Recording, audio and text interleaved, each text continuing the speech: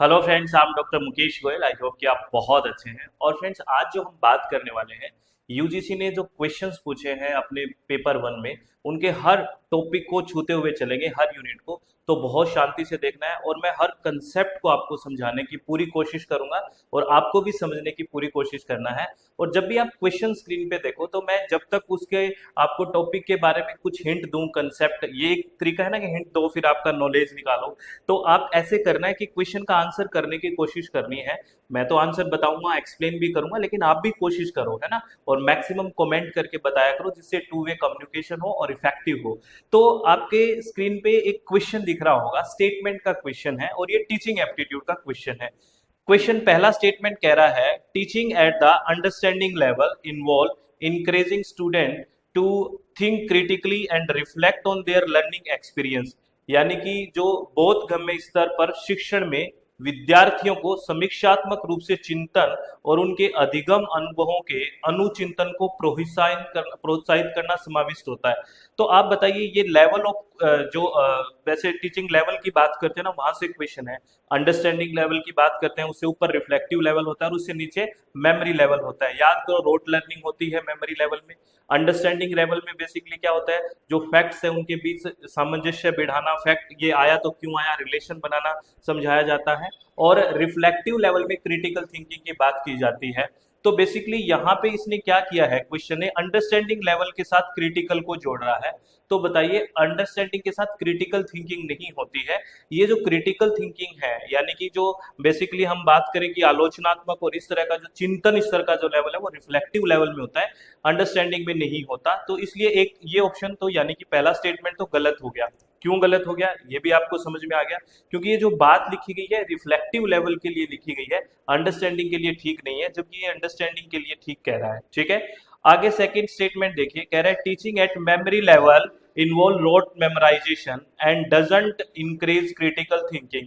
यानी कि जो स्मरण स्तर है, जो सबसे बेसिक लेवल की हम बात करते हैं, यहाँ पे मेमोरी लेवल की बात करते हैं, फिर अंडरस्टैंडिंग, फिर रिफ्लेक्टिव। तो मेमोरी लेवल में कह रहा है कि रोट लर्निंग होती है। तो आपको पता है मेमोरी लेवल में रोट लर्निंग होती है, रटवाया जाता है, और यहाँ पे किसी भी तरह का क्रिटिकल थिंकिंग का इंकरेज नहीं होता है। तो ये स्टेटमेंट है वो बिल्कुल ठीक है। यानी कि statement one is false but statement two is true. तो इस तरह से हमारा डी ऑप्शन हो गया।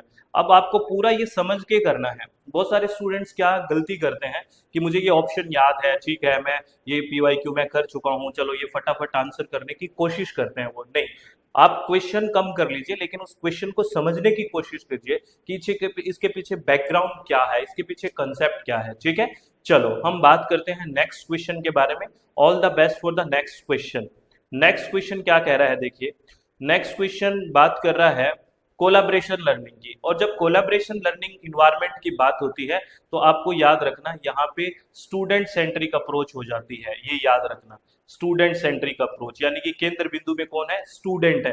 दो अप्रोच पढ़ते हैं ना, टीचर सेंट्रिक और स्टूडेंट सेंट्रिक। जहां कोलाब्रेशन लर्निंग आ जाती है, वहां स्टूडेंट सेंट्रिक होती है। ऐसे कीवर्ड को पकड़ लो। तो लिखा हुआ है, which of the following are benefits of collaborative learning environment. कौन सी सहयोगात्मक अधिगम वातावरण का लाभ है, यानी कि स्टूडेंट सेंट्रिक अप्रोच हो। तो पहला, इम्प्रूव कम्युनिकेशन स्किल, यानी कि संप्रेषण कौशलों में सुधार होता है। बिल्कुल, अगर हम मिलके पढ़ेंगे, कोलाब्रेशन होगा, तो कम्युनिकेशन स्किल है जो इम्प्रूव होगा। इस बात से तो कोई डिनाई नहीं कर सकते, बिल्कुल इजी है। सेकंड कह रहा है decrease understanding of different perspective, विभिन्न दृष्टिकोणों की समझ में कमी। आप बताइए, जब कोलाबरेट लर्निंग करेंगे तो अलग अलग जो दृष्टिकोण है उसमें समझने में हेल्प मिलेगी या कमी आएगी, डिक्रीज नहीं इंक्रीज होगा। तो ये यहाँ पे गलत हो गया कि डिक्रीज नहीं या इंक्रीज आना था, यहाँ गलत हो गया। सी ऑप्शन कह रहा है इंक्रीज मोटिवेशन, बिल्कुल पॉजिटिव वाला ऑप्शन है। आपका जो मोटिवेशन है, अभिप्रेरणा, वो की वृद्धि होगी, मोटिवेशन तो बढ़ेगा ही। ठीक है, more opportunity for personal feedback, अगर आप कोलाबरेट करके पढ़ाई कर रहे हैं तो आपको जो व्यक्तिगत प्रतिपुष्टि हेतु अधिक अवसर मिलेंगे, क्योंकि आप मिल के पढ़ रहे हैं, कोलाबरेट करके पढ़ रहे हैं, तो एक दूसरे से बात करेंगे, अच्छे से फीडबैक देंगे। स्टूडेंट सेंट्रिक अप्रोच है, तो ये भी ठीक है बिल्कुल। यहाँ पे कोई मास्टरी नहीं है, ये नहीं है कि टीचर ही आप पे मालिक बना हुआ है, ऐसी बात नहीं हो रही।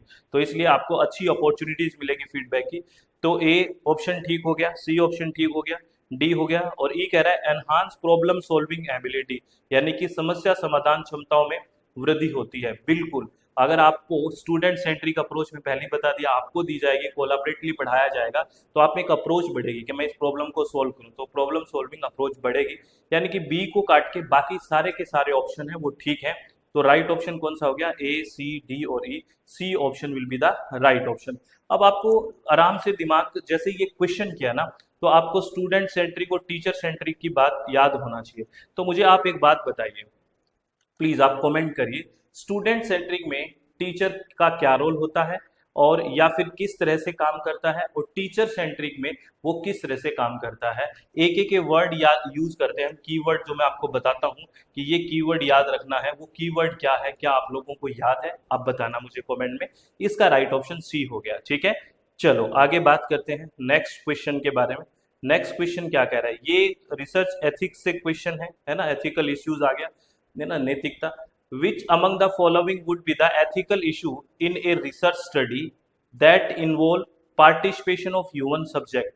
किसी यानी जिस अनुसंधान अध्ययन में मनुष्य की प्रतिभागिता होती है, यानी कि ह्यूमन का इन्वॉल्वमेंट होता है, पार्टिसिपेशन होता है, उसमें निम्नलिखित से कौन सी नैतिक संबंधी मुद्दे सामने आएंगे, कौन सा एथिकल वैल्यूज होगी। पहला, लैक ऑफ इन्फॉर्म्ड कंसेंट, यानी कि सुविचारित सहमति का अभाव। अगर देखिए ये बिल्कुल होगा पहला, एक कारण क्या है, इसको गहराई को समझिए। जैसे आप कोविड की वैक्सीन आई, ठीक है, कोविड की वैक्सीन आई, तो ऐसे तो बोला गया ना कि वॉलेंटियरी आए, हम आपको यूज करके देखेंगे क्या इसका क्या इम्पैक्ट आ रहा है, क्या इफेक्ट आ रहा है, ऐसी बात हुई ना। ऐसे तो नहीं कि आजा आजा कुछ नहीं, ऐसे एनर्जी का ड्रिंक का इंजेक्शन लगा देते और बाद में बताए कोविड का। कंसेंट लेना जरूरी होता है ना, बिल्कुल। तो यही कह रहा है कि अगर हमने लैक ऑफ इन्फॉर्म कंसेंट है, हमने सहमति नहीं ली है, अभाव किया है, तो हमने कहीं ना कहीं एथिकल इश्यूज पे ठीक नहीं है, यानी कि हमने एथिकल इश्यूज आ गया, बिल्कुल ठीक है। आगे फिजिकल एंड साइकोलॉजिकल हार्म, अगर आप किसी को भी शारीरिक रूप से या मनोवैज्ञानिक से नुकसान पहुंचाते हो तो सीधा सीधा एक एथिकल इशू है, एक बी हो गया। एक्सेसिव इंक्रीमेंट्स, यानी कि अत्यधिक आप प्रलोभन देना, ये तो एक गलत बात होगी ना, यानी कि आप चीजों को फैब्रिकेट करना चाहते हो, फाल्सिफाई करना चाह रहे हो, तो रिजल्ट खराब होंगे, तो ये भी एथिकल इश्यू है। और लास्ट है डी ब्रीफिंग, यानी कि अध्ययन के बारे में जानकारी देना। ये कोई बुरा नहीं है, जानकारी देंगे तभी तो रिकरिंग बेसिस से सेमिनार होता है, कोई कमी है सुधार करें, तो ये नहीं आएगा। तो अगर इसमें बात करें A B C will be the right option, first option will be right option. Important question है, और आपको पता है रिसर्च एथिक्स है ना हर स्टेप में जरूरी होती है। और रिसर्च एथिक्स के लिए आप मुझे एक बात बताइए, शोध नैतिकता में ये आपके नेट के एग्जाम में क्वेश्चन पूछा है कि हम मैंडेटरी शब्द यूज करते हैं, है ना, या फिर हेल्पिंग शब्द यूज करते हैं। रिसर्च एथिक्स के लिए, रिसर्च में एथिक्स के लिए मैंडेटरी शब्द यूज करते हैं या हेल्पिंग शब्द यूज करते हैं, ये क्वेश्चन पूछा गया है, आप बताना प्लीज, ठीक है। चलो भाई नेक्स्ट क्वेश्चन के बारे में बात करते हैं। नेक्स्ट क्वेश्चन क्या कहता है, नेक्स्ट क्वेश्चन सुन लीजिए, ये भी रिसर्च एप्टीट्यूड से क्वेश्चन है। क्वेश्चन है, in observational research the variables are actively manipulated and the environment is a controlled as possible, है ना। अब एक बात बताइए, आप कोई चीज को ऑब्जर्व कर रहे हो, ऑब्जर्व मतलब एक तरह से अवलोकन कर रहे हो उसका, तो आप बताइए क्या उस चीज को आप मैनिपुलेट कर सकते हो क्या। कोई चीज ऑब्जर्वेशन में है आपके, तो ऑब्जर्वेशन में तो वो घटित हो रही है, बस आपका काम है ऑब्जर्वेशन करना, मैनिपुलेट तो नहीं कर सकते ना, बदलाव नहीं कर सकते, जो कर रहा है वो हो रहा है, वो हो रहा है, सिर्फ ऑब्जर्वेशन है, तो ये गलत हो गया। ये कह रहा है कि एक्टिवली मैनिपुलेट नहीं हो सकता, ये थोड़ा हम एक्सपेरिमेंटल में करते हैं मैनिपुलेशन वगैरह, है ना, लैब वगैरह में, तो ये तो नहीं हो सकता। सेकंड स्टेटमेंट कह रहा है, observation research allow you to eliminate the influence of many extraneous factor, यानी अवलोकनात्मक अनुसंधान आपको कई बाह्य कारणों को के प्रभाव को दूर करने की अनुमति देता है। जब हम मैनिपुलेशन कर ही नहीं सकते, किसी भी तरह का मैनिपुलेशन है ही नहीं, तो अनुमति कहाँ से मिलेगी भाई ऑब्जर्वेशन रिसर्च में, तो ये भी गलत हो गया। यानी कि ऑब्जर्वेशन हमेशा नेचुरल सेटिंग में होता है, ठीक है, वहाँ किसी भी तरह का एलिमिनेशन मैनिपुलेशन नहीं हो सकता, जो है वो है, उसको हम ऑब्जर्व कर रहे हैं। तो दोनों स्टेटमेंट है वो फॉल्स हो गए, तो राइट ऑप्शन कौन सा हो जाएगा, बी हो जाएगा।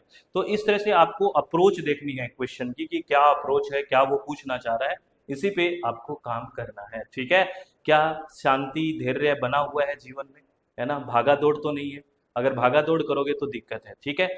ये क्वेश्चन आईसीटी से क्वेश्चन है, इंफॉर्मेशन एंड कम्युनिकेशन टेक्नोलॉजी से क्वेश्चन है, which of the following statement A C are correct about hard disk drive, HDD के बारे में, जो स्टोरेज डिवाइस है आपको पता है, उसके बारे में कौन कौन सी चीजें ठीक है, आपसे पूछा है। पहला ऑप्शन कह रहा है A, it has no moving part, इसमें कोई चलायमान हिस्सा या मूविंग पार्ट नहीं होता है। ये गलत है, सरासर गलत है। आपने हार्ड डिस्क देखे हो, वहां पे मैग्नेटिक फील्ड होता है, वहां पे हेड बना होता है, मूवमेंट होती है, तो ऐसा नहीं है कि मूविंग पार्ट नहीं होता, तो ये काट दीजिए। जो एसएसडी आई है नई अभी, है ना, एसएसडी में मूविंग पार्ट नहीं होता, और वो वेट में लाइटर ही है, वो updated version of hard disk है। तो ये आपसे क्वेश्चन पूछा जा सकता है, लेकिन हार्ड डिस्क में मूविंग पार्ट्स होते हैं, ठीक है। तो लेकिन ये कह रहा है it has no moving part, तो इसलिए हमने काट दिया।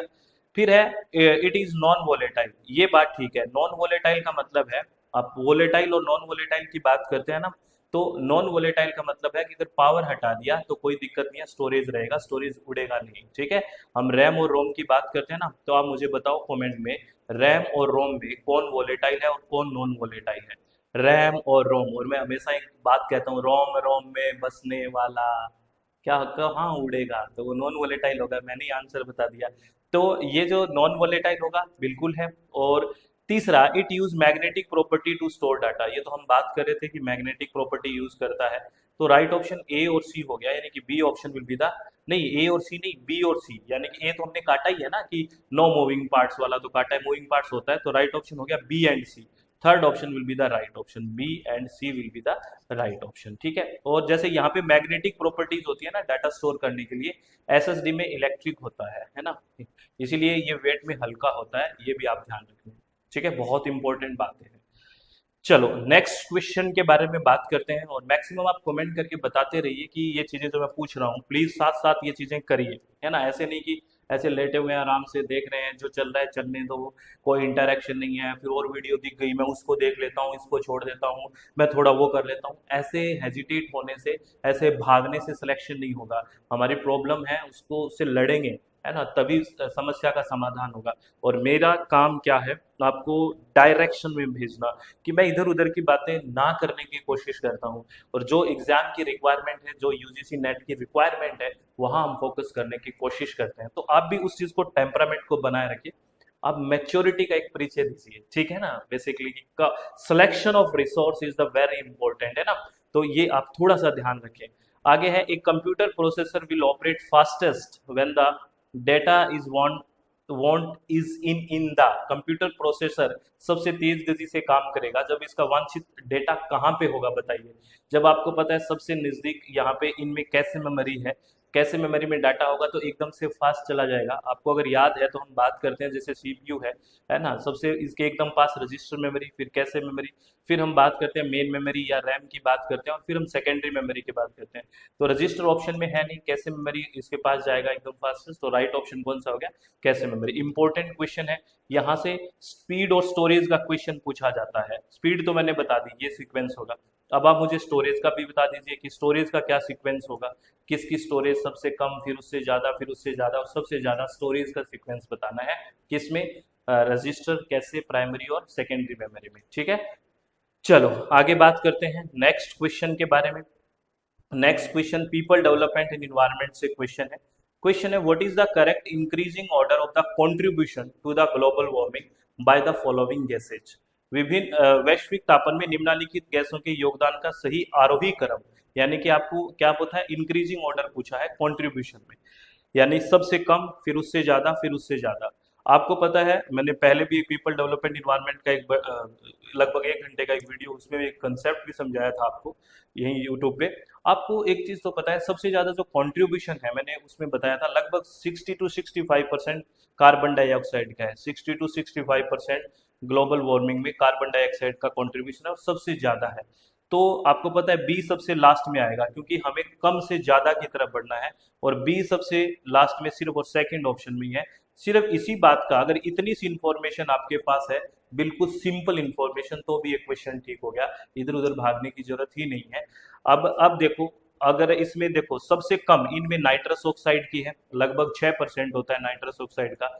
और मीथेन की बात करें तो लगभग मीथेन का लगभग यानी कि 20 तक पहुंच जाता है, 20% के लगभग हो गया। तो इसमें सबसे कम नाइट्रस ऑक्साइड, उससे ज्यादा मीथेन, और कार्बन डाइऑक्साइड का सबसे ज्यादा। तो ये इंपॉर्टेंट है, ये आपको देखना है, ठीक है ना। और आपको मुझे एक बात और बता दो, सर इतने क्वेश्चन क्यों पूछ रहे हो, हम डिस्कस कर रहे हैं, टू वे कम्युनिकेशन कर रहे हैं। आप बताओ पोटेंशियल सबसे ज्यादा किसका है इनमें, पोटेंशियल, ये जो चीजें लिखी, कंट्रीब्यूशन हमने सबसे ज्यादा कार्बन डाइऑक्साइड का देख लिया, तो आप मुझे बताओ जो ग्लोबल वार्मिंग में इनमें सबसे ज्यादा पोटेंशियल किसका है, यानी कि पोटेंशियल, ठीक है, ये बताना है आपको। चलो आगे बात करते हैं नेक्स्ट क्वेश्चन के बारे में। नेक्स्ट क्वेश्चन क्या कहता है, वाह बहुत शानदार क्वेश्चन है, पीएच के बारे में क्वेश्चन है।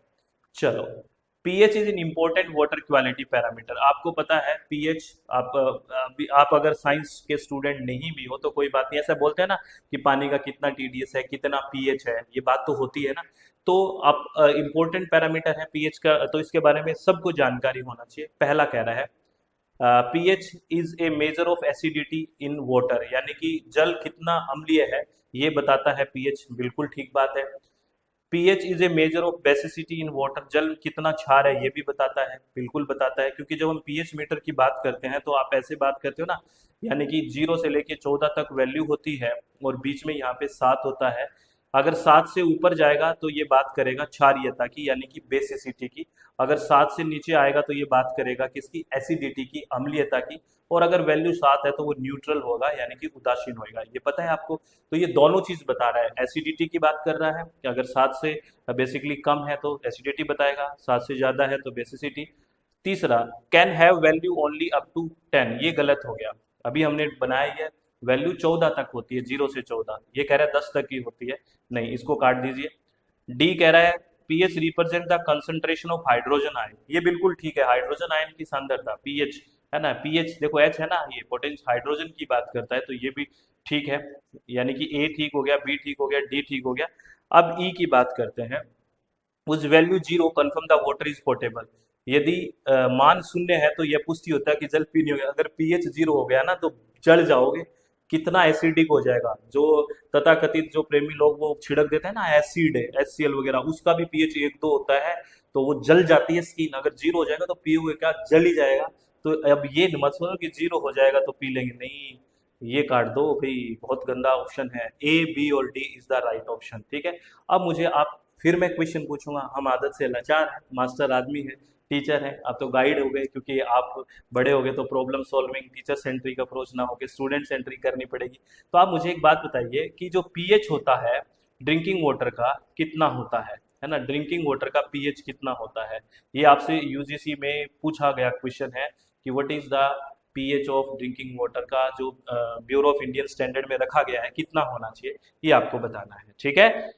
चलो तो राइट ऑप्शन इसका कर लिया। अब आगे बात करते हैं, आगे क्वेश्चन कह रहा है which of the following is a chemical treatment process in context of water treatment, यानी कि जब हम वाटर को ट्रीट करते हैं है ना, जो वेस्ट वाटर होता है, तो उसमें केमिकल का कौन सा है, तो आपको पता है इसमें जो कोएगुलेशन करना, कोएगुलेशन में क्या है, केमिकल डालते हैं कुछ और दो छोटे छोटे पार्टिकल पास आके चिपक जाते हैं, तो कोएगुलेशन एक केमिकल है। और जो सेडिमेंटेशन है, यानी कि नीचे जमा हो जाना, ये फिजिकल प्रोसेस है, फिल्ट्रेशन, ग्रिड चैम्बर, ये सब फिजिकल है।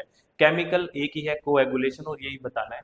थोड़ा सा इसके बारे में एक्सप्लेन भी कर देता हूँ, थोड़ा डीपली भी आपसे क्वेश्चन पूछा जा सकता है। तो देखिए कोएगुलेशन क्या करता है, जो हमने केमिकल की बात की है, coagulation involve the addition of chemical like alum, यानी कि जो फिटकरी की बात करते हैं वो, और ferric sulphate to water which destabilize the particle and cause them to clump together forming flocks. This process prepare the water for further removal of solid through sedimentation and filtration. क्या होता है, जैसे ही हमने केमिकल डाला तो छोटे छोटे particle है वो पास आके चिपक जाएंगे, भारी हो जाएंगे, नीचे बैठ जाएंगे, तो फिर सेडिमेंटेशन और फिल्ट्रेशन का प्रोसेस होगा। तो सेडिमेंटेशन क्या है, ये बेसिकली एक फिजिकल प्रोसेस है जिसमें पार्टिकल्स नीचे सेटल डाउन हो जाते हैं, सेडिमेंट यानी कि अवसाद हो जाना। उसके बाद है फिल्ट्रेशन, यानी कि छानना, जो छोटे छोटे पार्टिकल्स होते हैं वो फिल्ट्रेशन से बाहर रह जाएंगे, यही है। और ग्रिड चैम्बर क्या होता है, एक फिजिकल प्रोसेस है, जो हैवी पार्टिकल है जैसे सैंड है, ग्रेवल है वाटर में, वो ना स्लोविंग डाउन द फ्लो, उसका फ्लो धीरे कर देते हैं तो वो नीचे जमा हो जाते हैं। तो वो बाकी के सारे फिजिकल है, एक कोएगुलेशन है वो केमिकल है, वही आपको बताना था, ठीक है। चलो बहुत बढ़िया, आगे बात करते हैं। अब ये क्वेश्चन आपने देखा, ये सस्टेनेबल डेवलपमेंट से क्वेश्चन है ना, सस्टेनेबल डेवलपमेंट गोल्स की बात करते हैं, मिलेनियम डेवलपमेंट गोल्स की बात करते हैं, और यहाँ पे 3 चीजें बहुत जरूरी है याद करना। सस्टेनेबल डेवलपमेंट गोल हर बार क्वेश्चन आ रहे हैं, मिलेनियम डेवलपमेंट गोल से भी क्वेश्चन आ जाते हैं, और national action plan on climate change, national action plan on climate change NAPCC, यहाँ से क्वेश्चन आते हैं, बहुत इंपॉर्टेंट है, और 10 मिनट में आपको याद हो जाएंगे। तो सबसे पहले अगर हम लिस्ट की बात करते हैं कि आपको पता है टोटल सस्टेनेबल डेवलपमेंट गोल्स कितने हैं? 17 है। और कौन से गोल में क्या बात की गई है ये आपको मैंने बताया कि सीक्वेंस में आपको याद रखना है। तो सबसे पहले सस्टेनेबल डेवलपमेंट गोल नंबर 7 है, SDG 7 है, उसमें क्या बात की गई है? आपको पता है सस्टेनेबल डेवलपमेंट गोल 7 में बात की गई है वहनीय और किफ़ायती ऊर्जा यानी कि अफोर्डेबल एनर्जी की। ए के साथ हम 4 को मैच करेंगे। ए के साथ 4 में 2 ऑप्शन आ गए हमारे पास, थर्ड और फोर्थ तो कट गया। एलिमिनेशन मेथड बहुत जरूरी है। Second option sustainable development goal 6 की बात करें तो बेसिकली बात करते हैं क्लीन वाटर एंड सैनिटेशन की। तो सेकंड के साथ बी के साथ 1 हो गया, तो ये हमारे को फर्स्ट ऑप्शन मिल गया। अब आपको लिख के रखना है, यानी कि ए का 4, बी का 1, सी का 2, डी का 3। ये इंपॉर्टेंट क्वेश्चन है, प्लीज आपको लिख के रखना है। आप लोगों से रिक्वेस्ट है, ये 17 के 17 गोल आपको याद होना चाहिए कि कौन सा गोल है, किस लिए है, ठीक है ना। फर्स्ट गोल कौन सा है, सेकंड गोल कौन सा है, ये सब आपको पता होना चाहिए, ठीक है। चलो आगे बात करते हैं नेक्स्ट क्वेश्चन के बारे में। ये क्वेश्चन अर्थक्वेक से है ना। भूकंप की जो तरंगे हैं, भूकंप के से क्वेश्चन पूछा गया है। Which of the following are body वो body waves generated during an earthquake. जब अर्थक्वेक आता है तो कौन कौन सी बॉडी वेव्स आती हैं? तो आपको पता है हम कई तरह की बात करते हैं, P wave, S wave, L wave. कुछ याद आया? जो ये पी वेव्स होती है और एस वेव होती है, ये बॉडी वेव्स होती हैं, ये दोनों, ठीक है। इसका राइट ऑप्शन तो ए और बी हो जाएगा। अब बॉडी वेव्स का मतलब क्या है? ये इंटरनल पार्ट में, जैसे सॉलिड, जैसे पी वेव की बात होती है, जो प्राइमरी वेव होती है, सॉलिड, लिक्विड और गैस तीनों में से ट्रेवल कर सकती है, बॉडी वेव्स है ये। और एस वेव्स है, सेकेंडरी वेव्स ओनली सॉलिड में ट्रेवल करती है, ठीक है। जो एल वेव या रिले वेव्स जो होती हैं वो सरफेस वेव्स हैं, सरफेस पे आती है वो, ठीक है। तो इसलिए बॉडी वेव में पी और एस को हमने चूज किया, राइट ऑप्शन ए और बी हो गया, ठीक है। अब थोड़ा सा इसमें डिटेल में आपको बात भी बता देता हूँ। देखो P waves these are primary wave बोल दिया और एस को सेकेंडरी ना। P waves these are compressional wave that can travel through solid, liquid and gas. एक बार ऐसा क्वेश्चन पूछ लिया कि कौन सी वेव है जो तीनों स्टेट से गुजर सकती है, सॉलिड, लिक्विड और गैस से, तो वो है पी वेव्स, ठीक है। Making them the fastest seismic wave to reach a seismic station. और S waves are secondary wave, these are shear wave that can only travel through solid। S से secondary, S से solid, याद रखना। L waves यानी कि love waves are surface waves which travel along with earth surface and not through the interior, इसलिए surface wave। अब question में आपसे बॉडी वेव्स पूछा, हो सकता है सरफेस वेव पूछे, तो एल वेव्स और रिले वेव आ जाता है। Relay waves also surface waves travelling along the earth surface with A rolling motion, ठीक है। तो ये आपको ध्यान रखना है। चलो बहुत बढ़िया। अगर आपको क्वेश्चन बताना है तो बता सकते हैं। फोकस और एपी सेंटर में क्या डिफरेंस होता है? जब अर्थक्वेक में दो शब्द पढ़ते हैं ना, एक शब्द पढ़ते हैं फोकस और एक शब्द पढ़ते हैं अभिकेंद्र या एपी सेंटर की बात करते हैं, तो आप बताइए उन दोनों में क्या डिफरेंस है, क्या होते हैं वो, है ना। चलो next question, sustainable development goal which cover life long learning is. सतत विकास लक्ष्य है जिसमें आजीवन शिक्षा शामिल है, वो कौन सा है? मिलेनियम डेवलपमेंट गोल में भी कुछ बात की गई है एजुकेशन में, तो आप बताना कौन सी एजुकेशन की बात की गई है। अगर सस्टेनेबल डेवलपमेंट गोल की बात करें तो लाइफ लॉन्ग के लिए वहां पे क्वालिटी एजुकेशन की बात की गई है। सस्टेनेबल डेवलपमेंट में किसकी बात की गई है? गुणवत्तापूर्ण शिक्षा या शिक्षा की गुणवत्ता, क्वालिटी एजुकेशन की बात की गई है, ठीक है। लेकिन मैंने आपसे क्वेश्चन क्या पूछा है? मैंने क्वेश्चन पूछा है जैसे सस्टेनेबल डेवलपमेंट गोल्स में क्वालिटी एजुकेशन की बात की गई है, तो मिलेनियम डेवलपमेंट गोल्स में कौन सी एजुकेशन की बात की गई है? आप ये भी मुझे बता दीजिए। चलो बहुत बढ़िया, बता देंगे सर, इतने क्वेश्चन पूछ लिए सर। मैं तो कम पूछ रहा हूँ, यूजीसी में जाओगे पेपर में, वहां पे तो क्वेश्चन पूछेंगे, आंसर करना है ना।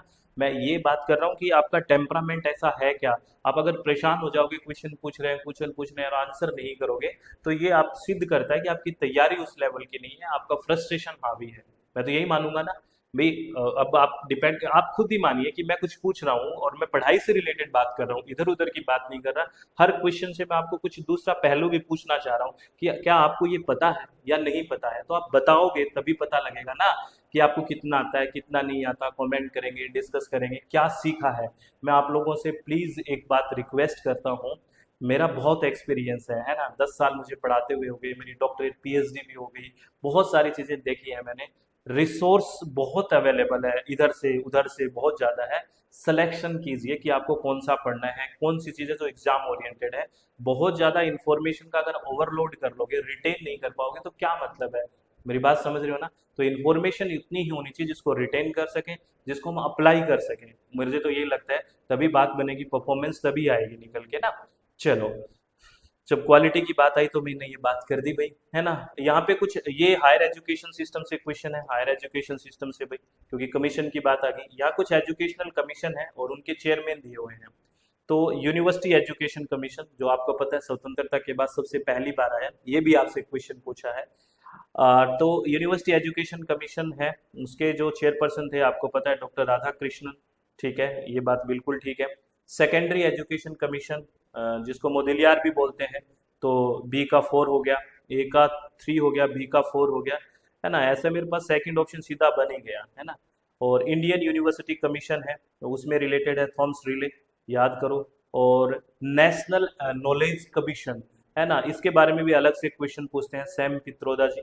तो इसका राइट ऑप्शन सेकंड हो गया। अब मैं थोड़ा इनके बारे में डिटेल में आपको बता देता हूँ, कुछ बातें आपको सुननी है वो, क्योंकि नॉलेज कमीशन से अलग से क्वेश्चन पूछा जाता है, नेशनल नॉलेज कमीशन से। ये इंपॉर्टेंट क्वेश्चन है, ये ध्यान रखना। चलो बात करते हैं।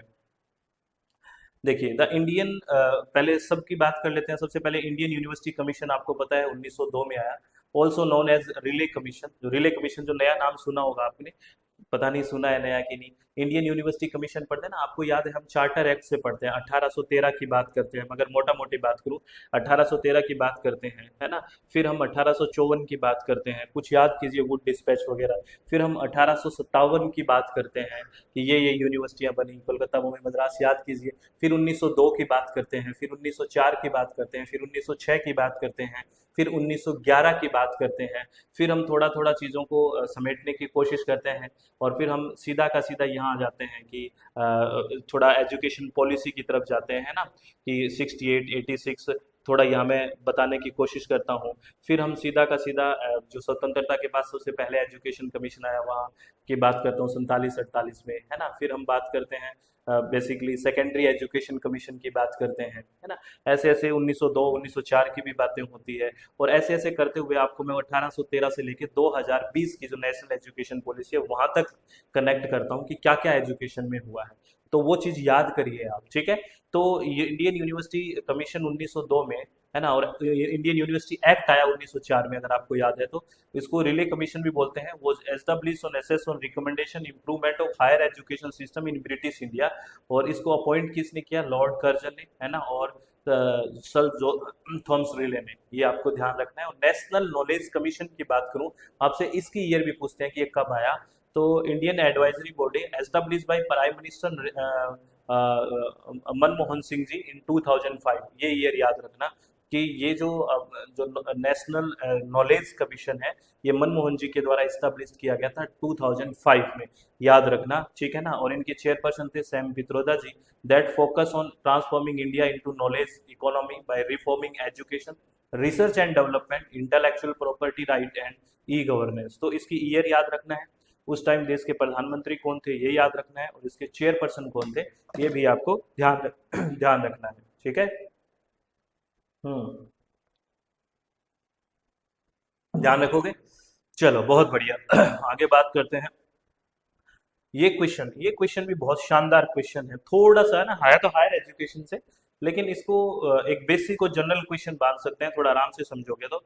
Arrange the following steps in correct sequence to establish effective governance in institution of higher education. क्या बोला है? उच्च शिक्षा की संस्थाओं में प्रभावी प्रशासन स्थापित करने के लिए निम्नलिखित कदमों को सही अनुक्रम व्यवस्थित कीजिए। यानी कि आपको क्या है, किसी हायर एजुकेशन इंस्टीट्यूट में इफेक्टिव गवर्नेंस बना करना है, कि वहाँ का प्रशासन बहुत प्रभावशाली हो। तो पहले क्या करोगे, उसके बाद क्या करोगे, उसके बाद क्या करोगे? तो देखो, मुझे तो लगता है सबसे पहले किसी के रोल और रिस्पॉन्सिबिलिटी क्या है वही देंगे हम, कि आपका ये रोल है, ये रिस्पॉन्सिबिलिटी है, तभी तो आगे काम करना शुरू करेंगे। तो सबसे पहले establish a governing body with clear role and responsibility, यानी कि सी आ गया। और जैसे ही ये हमारे पास सी सबसे पहले आ गया, उसके बाद सी, जैसे ही हमने रिस्पॉन्सिबिलिटी दी, तो फिर क्या करेंगे हम?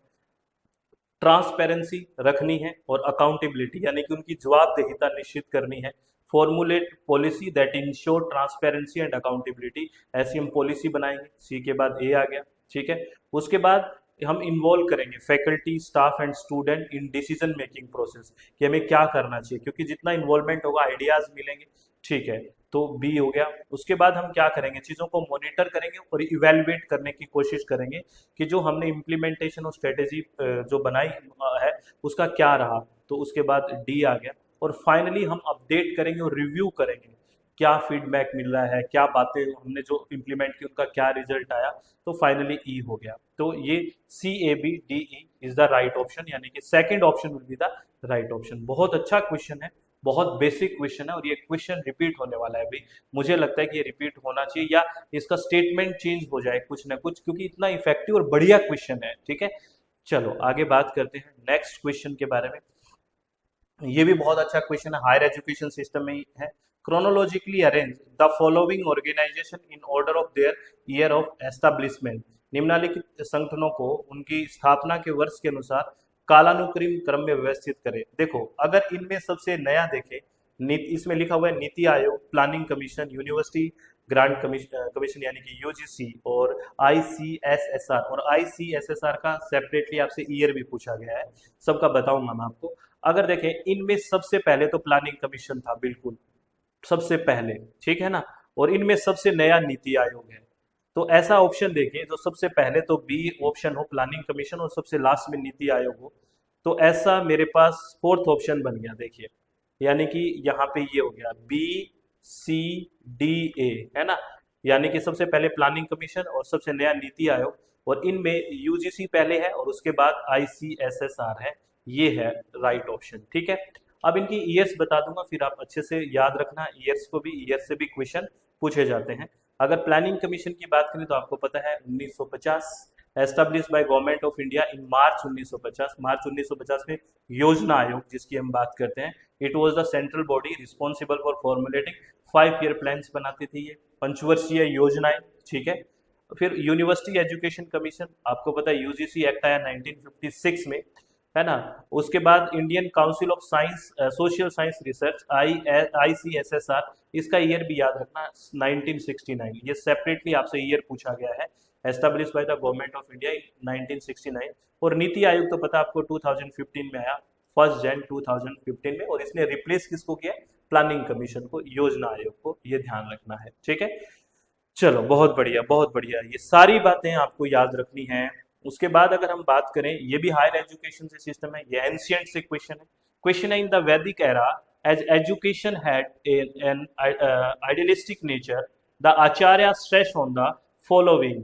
यानी कि वैदिक युग में क्योंकि शिक्षा की एक आदर्शवादी प्रकृति थी, आचार्य निम्नलिखित पर बल देते थे। आचार्य किस चीज पे बल देते थे, क्या होना चाहिए, creation of attitude for the development of the nation, ये तो होता ही था कि राष्ट्र के विकास के लिए अभिवृद्धि का सृजन करना। वर्शिप ऑफ गॉड, बिल्कुल ईश्वर की उपासना का पूरा ध्यान रखते थे। Fulfilment of desired and needs, ये थोड़ा नेगेटिव है कि इच्छाओं और जरूरतों की पूर्ति, डिजायर कभी पूरी नहीं होती, ये इसको नहीं करते थे भी। और ये कि डिजायर पूरी, ये हो जाए, वो हो जाए, ये हो जाए, वो हो जाए, तो फ्रस्ट्रेशन आएगी नहीं। और राइटियसनेस, यानी कि एक तरह से आपकी धार्मिकता, बिल्कुल ये ठीक था। और करेक्टर बिल्डिंग, यानी कि चरित्र का निर्माण, ये तो बहुत फोकस था। तो सी को हटा दीजिए, बाकी ऑप्शन ठीक है, ABDE, और इस तरह का ऑप्शन है वो हमारे पास फोर्थ है, ABDE will be the right option. ठीक है, बहुत अच्छा क्वेश्चन है, थोड़ा सा सोच के भी आंसर करते तो हो जाता है। उसके बाद नेक्स्ट क्वेश्चन फिर रिसर्च की तरफ चल रहे हैं, रिसर्च एप्टीट्यूड की तरफ। In which type of research the researcher became a part of group of subject और people under research and observe them. किस प्रकार के शोध में शोधकर्ता शोध के अंतर्गत विषयों या लोगों के समूह का भाग बनकर उनका परीक्षण करता है।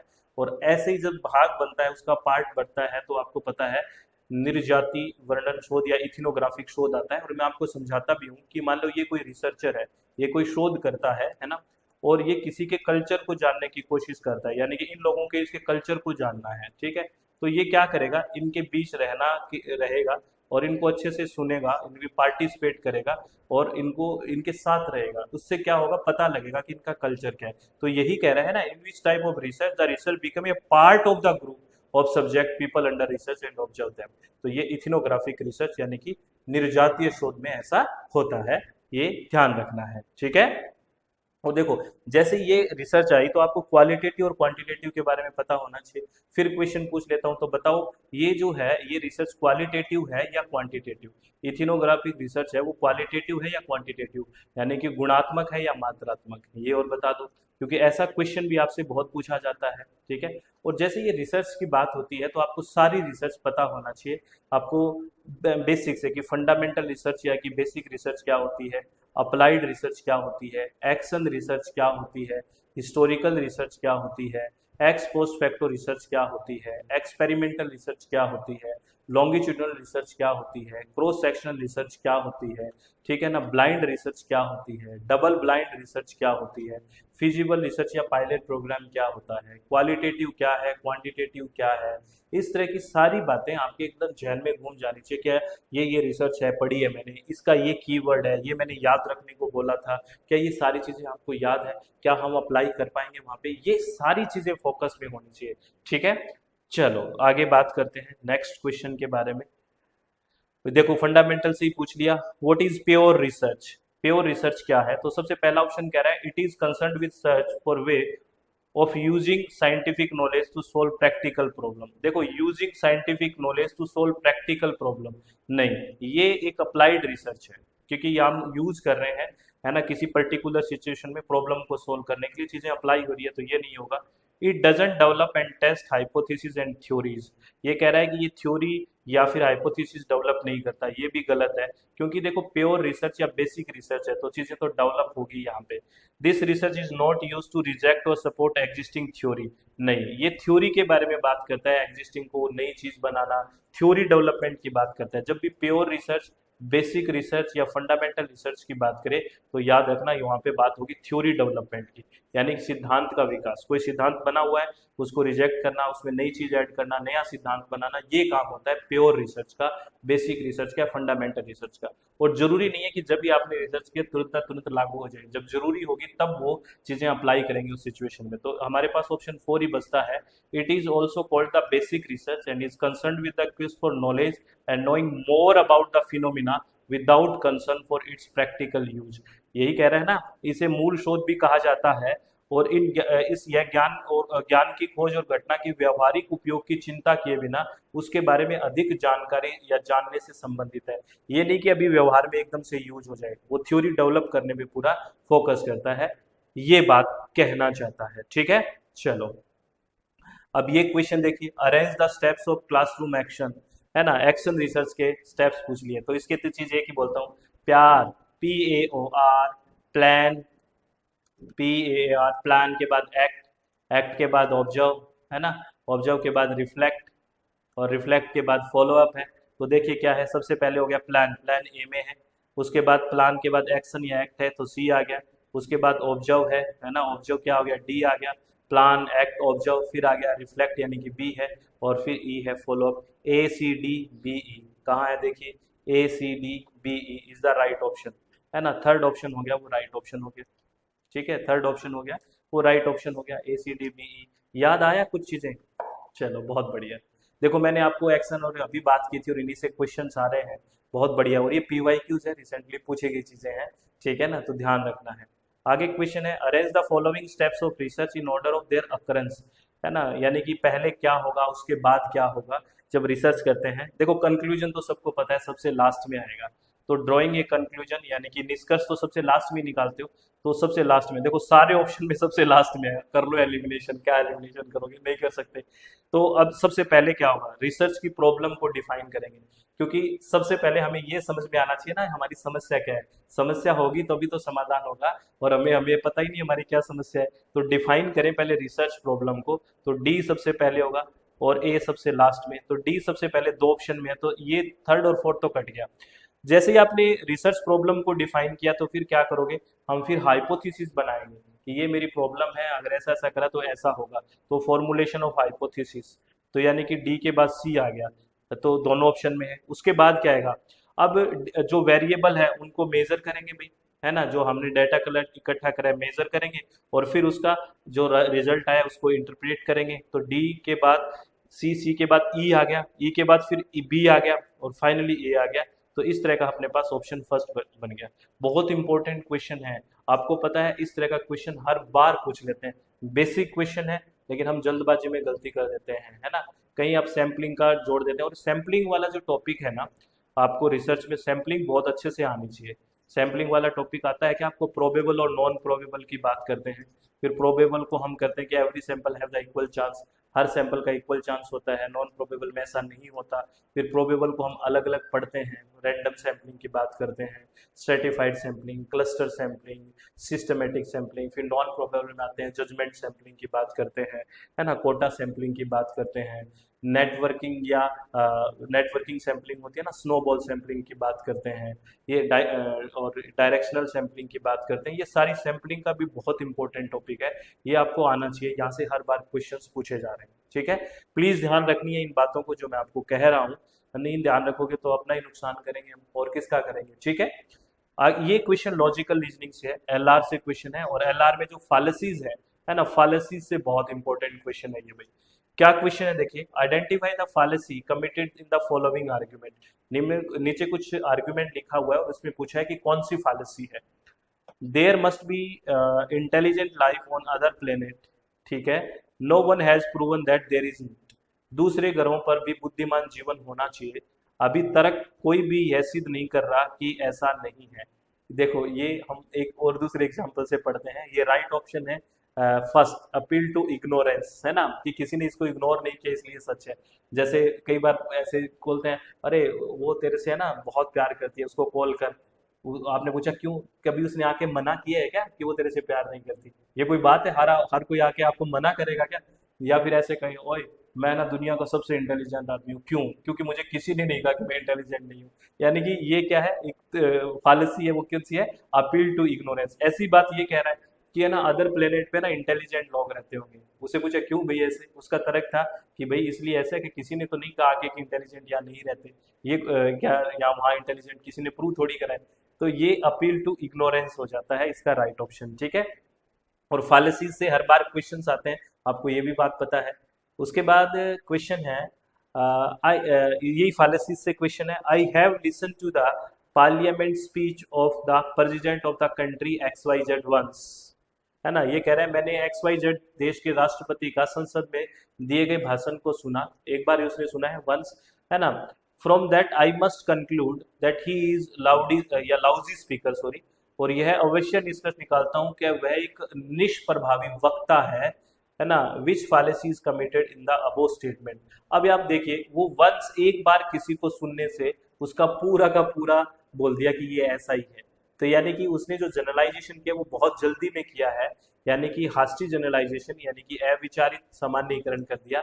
जैसे आप कहीं पे आओ, है ना, कहीं दूसरे देश में गए, एयरपोर्ट पे उतरे, पूछा भाई ये कहाँ, किसी ने कह दिया है ऐसा मुझे नहीं पता, ठीक है, तो अब क्या होगा, आप कहोगे देश ही खराब है। तो ये जल्दबाजी में होता है हास्टी जनरलाइजेशन। अब इसे एक बार मिला है, एक बार सुना है, कह दिया इसका निष्प्रभावी है। हो सकता है वो सिचुएशन ऐसी हो, कुछ भी हो सकता है, तो आप ये हास्टी जनरलाइजेशन होता है, ऐसा नहीं करना है। तो नहीं करना है तो फालसी हो गई भाई। चलो आगे बात करते हैं नेक्स्ट क्वेश्चन के बारे में। Which informal fallacy is committed in the following statement. American Indians are disappearing, that man is an American Indian, therefore that man is disappearing. निम्नलिखित कथन में से कौन सा अनाकारी या तर्क दोष है। अमेरिकी भारतीय विलुप्त हो रहे हैं, वह व्यक्ति अमेरिकी भारतीय है, इसलिए उपयुक्त व्यक्ति विलुप्त हो रहा है। सोचिए इसमें हमने क्या बात की है। अगर आपको याद आएगा तो फालेसी ऑफ डिवीजन, फालेसी ऑफ कंपोजिशन, ये याद आएगा। इसका राइट ऑप्शन है डी, फालेसी ऑफ डिवीजन। मैंने एक एग्जांपल लेके आपको बताया है, पार्ट 2 और होल 2 पार्ट, 2 पार्ट पढ़ते हैं ना, H2O वाला एग्जांपल, क्या वो याद है आपको, पानी वाला एग्जांपल। हाइड्रोजन गीली नहीं है, ऑक्सीजन गीली नहीं है, तो इसका मतलब पानी भी गीला नहीं है क्या। तो वो वाली याद आ रहा है आपको। अब आप मुझे याद करो कि आपको पूरा डिफरेंस पता है कि फॉर्मल और इनफॉर्मल फालेसी, यानी कि औपचारिक और अनौपचारिक फालेसी में क्या डिफरेंस है। ये भी आपसे पूछ लेते हैं, फॉर्मल और इनफॉर्मल फालेसी में क्या डिफरेंस है। ठीक है, औपचारिक और अनौपचारिक सबको पता है क्या, तो कमेंट में बताओ। बहुत सारी फालेसीज के बारे में बात करते हैं, जैसे red herring, begging the question, hasty generalization, ad verecundiam, ad hominem, ये बहुत सारी फालेसीज हम बात करते हैं। तो आपको बताना है फॉर्मल और इनफॉर्मल फार्मेसी में क्या डिफरेंस होता है, यानी कि औपचारिक और अनौपचारिक में, ये बात बताओगे पक्का? तो ये सारी बातें आपको अच्छे से समझ में आएगी। मैंने कोशिश ये की है कि आपका हर टॉपिक टच करूं, हर यूनिट का जो इम्पोर्टेंट है तो आपको ध्यान रखना है। और डीआई और मैथमेटिकल रीजनिंग की बात करें तो प्लीज़ आप लोगों से रिक्वेस्ट है कि डीआई के लिए आप है ना परसेंटेज, है ना, रेशियो और एवरेज, ये तीन चीज़ बहुत अच्छे से कर लें। अगर आप ये मुझसे पढ़ना चाहते हैं तो मुझे आप कमेंट में बताइए कि परसेंटेज, रेशियो और एवरेज की भी क्लास लेके आए। हम बहुत शांति के साथ पढ़ेंगे, बहुत बढ़िया से पढ़ेंगे। अगर आप चाहते हैं तो मुझे कमेंट में पक्का बताएं।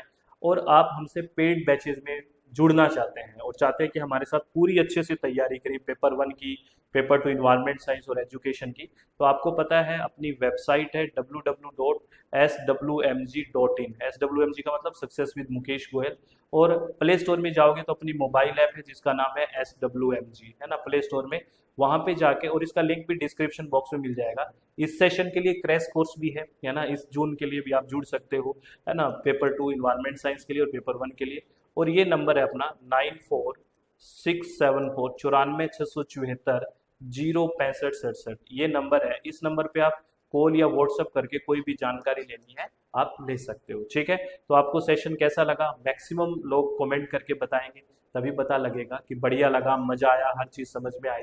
अपना चित्त शांत रखें, खुश रहें, किसी भी तरह की टेंशन नहीं लेनी है, बस चीज़ों को फोकस करना है, रियलाइज करना है और अपने आप को मैच्योर कीजिए। प्लीज़ इधर उधर ज़्यादा मत भागिए, रिक्वेस्ट है, ठीक है? रिसोर्स अवेलेबल बहुत ज़्यादा होने की वजह से सिलेक्शन कमज़ोर हो गई है हमारी। सिलेक्शन को ठीक करिए, एग्जाम ओरिएंटेड पढ़ाई करिए, सब बहुत बढ़िया है, सब बहुत बेहतर होगा। बहुत बहुत धन्यवाद, thank you, thanks a lot friends, take care, be happy, बहुत बहुत धन्यवाद।